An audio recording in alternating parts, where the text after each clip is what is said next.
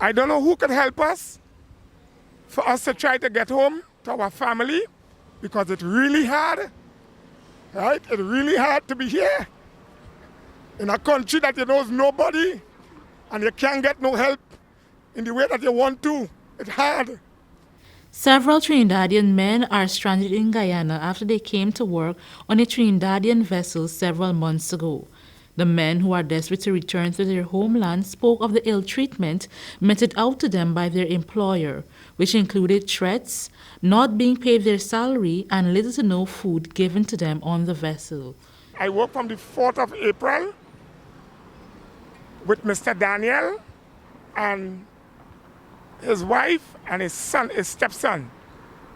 And the following month, these two gentlemen, Kevin Paul and Nigel Ashley, joined me on the vessel. We worked from that day on up to this present moment. We are on the vessel. For the last month, we haven't gotten much food stuff to eat because the captain is claiming that they're not sending money for him to buy food stuff. So it's potato and chicken, bread and potato. This is how we have been eating ramen soup, and we're trying to make it work because we have to eat. The men have approached various organizations for assistance to return home, but most of those efforts proved futile, with only the Maritime Administration trying to assist. With no family, funds, and fears for their safety, the men also provided recordings to this newscast of the vile threats made by the boat captain, leading Alexis and his colleagues to make an official report at the police station.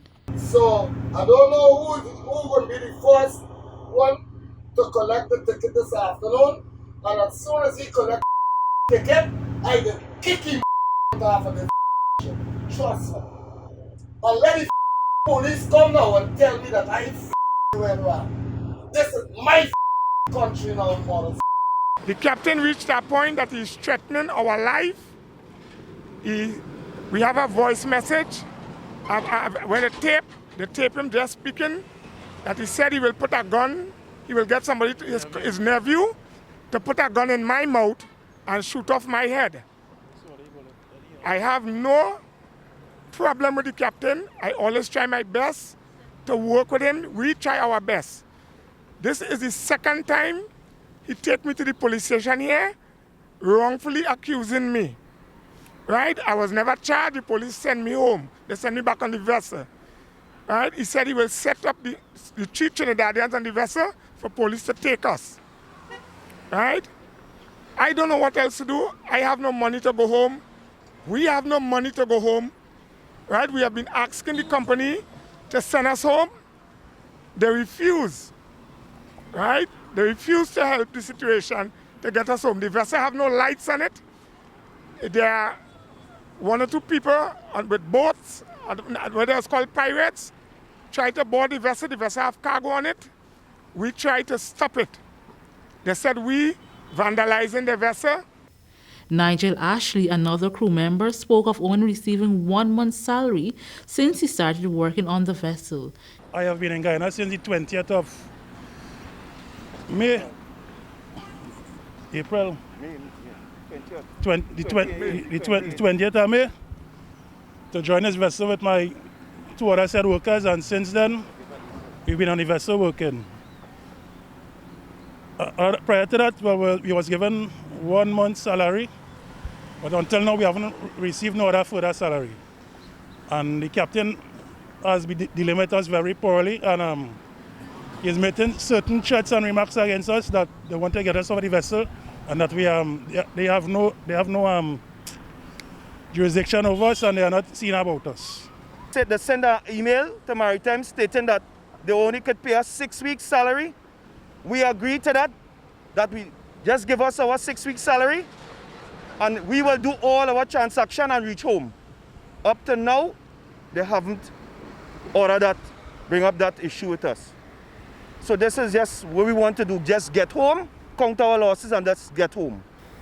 Additionally, Ramesh Singh, another employee who contacted Channel 2 Headline News by telephone, spoke of being paid only part of his salary. The company has since refused to pay him the remaining of his salary so he can return home to his family. I pay my money to reach here, which it cost me 200 US to meet here, do my PCR and pay my passage and everything to come here. And now I come and the boat is not going to work and it's a major problem. Make I didn't get to go home back. I asked them for the money and then they want to pay me. I went to the place, so much place I went today, and I get no help at no way at the ministry. The labor said they're going to look into the matter next 2 to 3 weeks. I went there today. I went to the Marine Police. I went to Mr. McDonald. I meet out with Mr. Florence. All body we reach out with. So this is not one set of people. These people I'm trying to rob. Headline News tried contacting the owner of the vessel. However, our efforts were unsuccessful.